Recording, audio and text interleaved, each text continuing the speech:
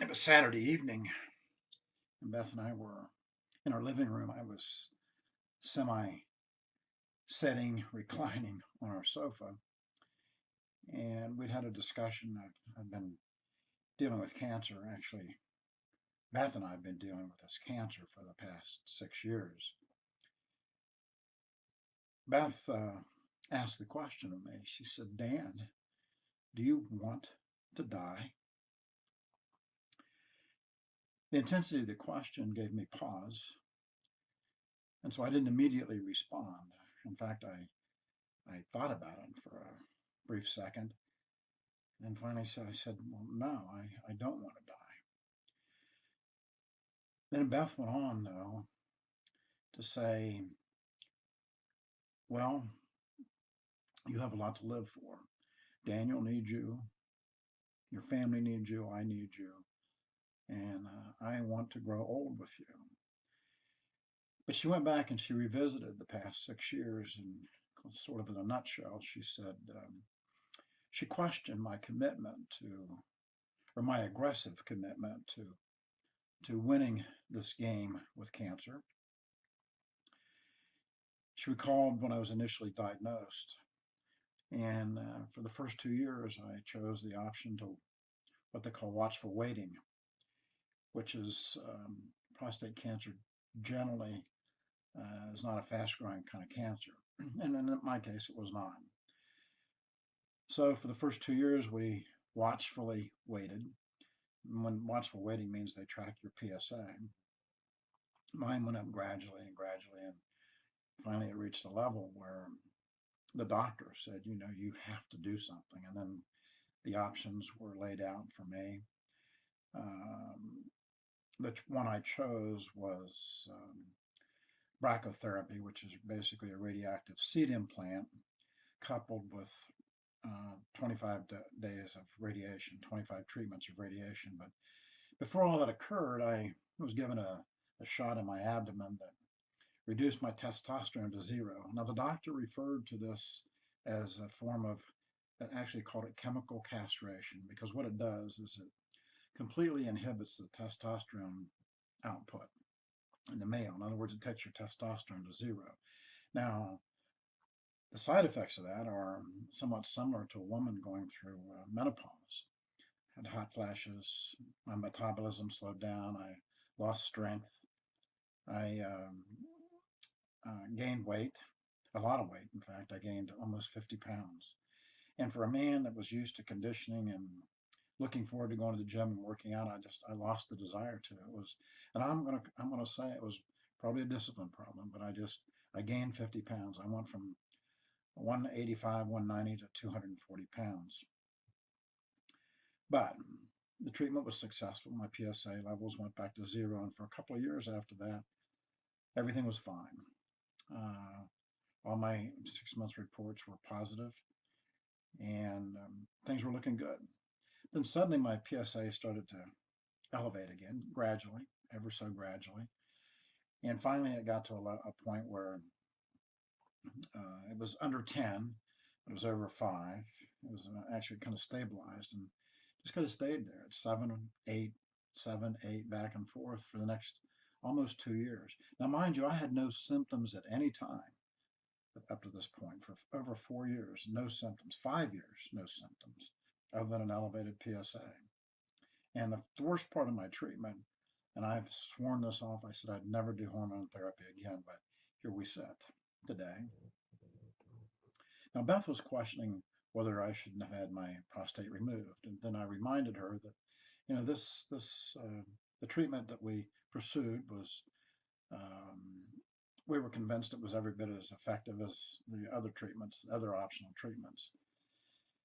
And all indications are that remains true today. But here we are today, and in August of this year, 2017, I'm beginning having some symptoms, some pain in my groin area, across my lower abdomen, and my bowel habits began to change. It was more difficult for bowel movements.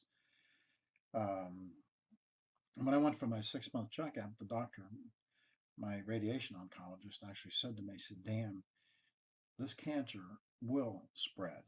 Now, you see, I think the reason he said that and finally said it with some force was because I'd grown complacent. There's no doubt about that. When you have no symptoms, you feel fine.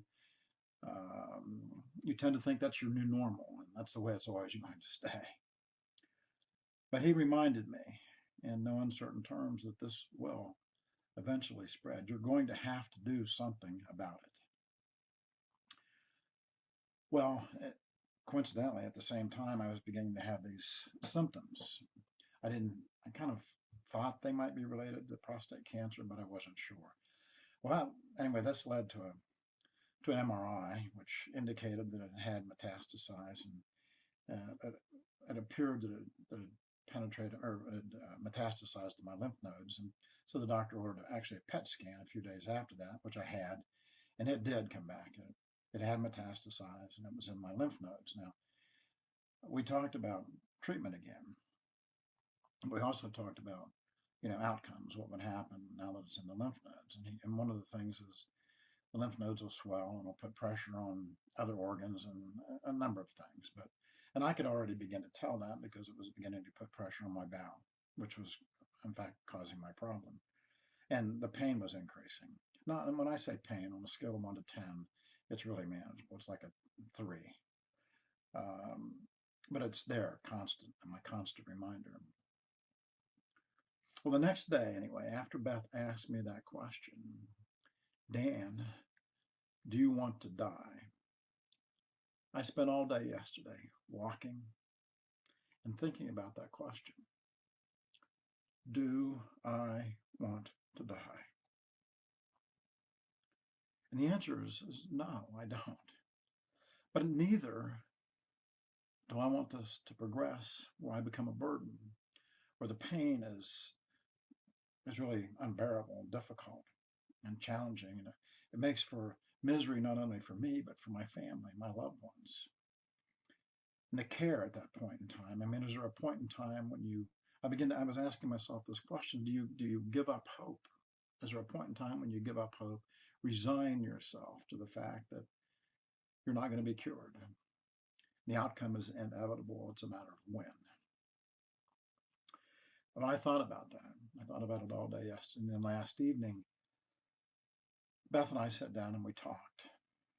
We'd researched quite a bit of alternative therapy, particularly focused on diet.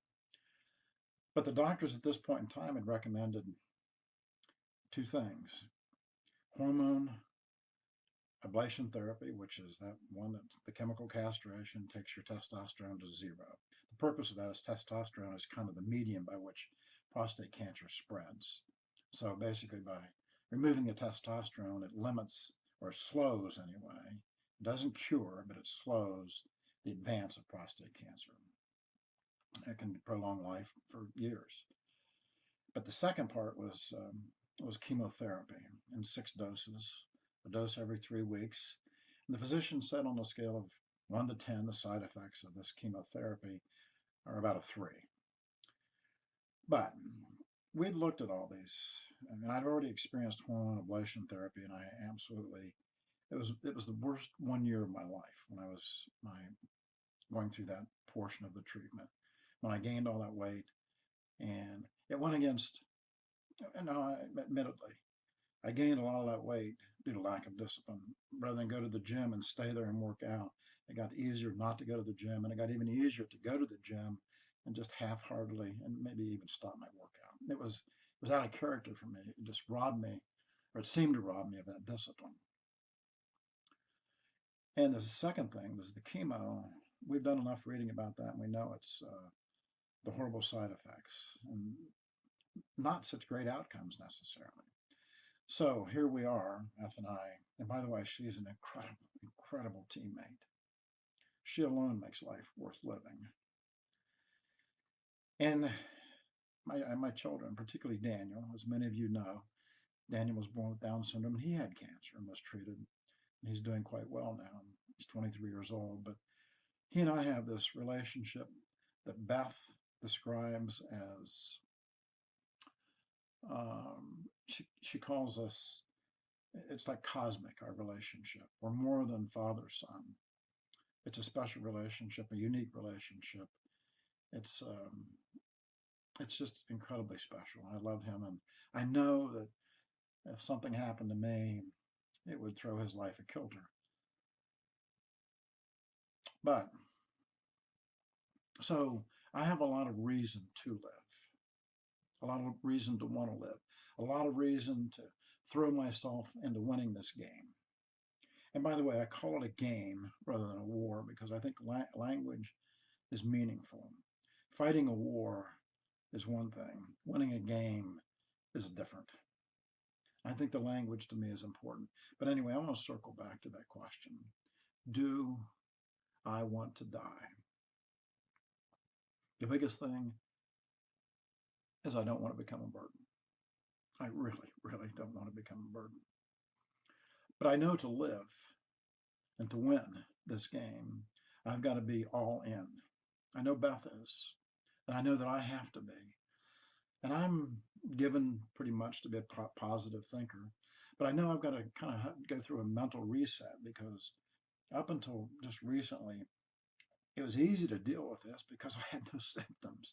Nothing is my constant reminder. Maybe that's the good and the bad. If I'd had that constant reminder, maybe I would have done things differently. Maybe I would have paid more attention to my diet, which I've been pretty undisciplined about. But do I want to live or do I want to die? Well, I want to live. I want my beautiful wife, Beth Brannon, to know that. I want my children to know that. I want you, anyone who watches this, to know that. I want also anyone that's watching this to know that you can't win this game without effort. It is going to be life changing. The things that I'm going to have to do, or you're going to have to do in your attempt to win your game with cancer. It also takes, not only does it take incredible optimism on the part of myself, it takes incredible support from those around you, from those that love you, and from your friends. I mean, whether it be in the form of prayer, good vibes, just anything, good thoughts, encouragement, all those things help. And to any of my friends out there, and I know there are several of you that are waging your battle, let's call it attempting to win your game, I want to encourage you. You have friends and family that love you just like I do. None of us want to die, but neither do I think any of us want to become burdens. So, with that in mind, to my dear wife, I want you to know that I absolutely want to live. I want to be a part of your life for as long as possible. Right now, I'm just rounding the corner on 70, 3 weeks away. I want to see 70, 75, 80, 85, and 90 as long as I'm with you. I love you, Beth Brannon. I love you, Daniel Brannon. I love you, Michael Brannon. And I love you, Lauren Brannon Carlson. So I'm reaching out for you to continue to encourage me. And I want all of you to know that I'm in this to win. I'm in this to live. Take care. I love you all.